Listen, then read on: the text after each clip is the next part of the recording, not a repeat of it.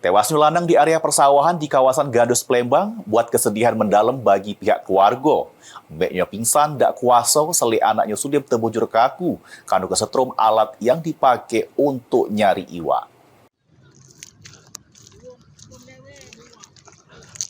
Info, ada yang meninggal nih nah, caknya di tengah sawah.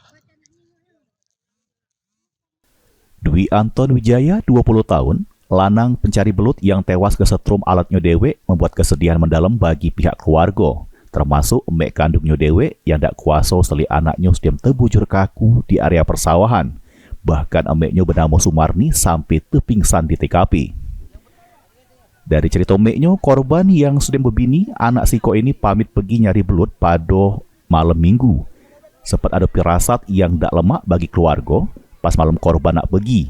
Padahal emeknya tak boleh ke korban pergi karena alat yang dipakai untuk nyetrum lagi rusak. Korban yang masih masuk ke pergi malah ngenjuk kabar kesedihan bagi keluarga yang dapat ke kabar pas awannya korban sedang terbujur kaku. Abah korban juga sempat mimpi ke yang aneh, yang mana jeru mimpi tersebut anaknya yang bungsu meninggal terus ada polisi. Ternyata mimpi itu jadi pertanda kepergian korban.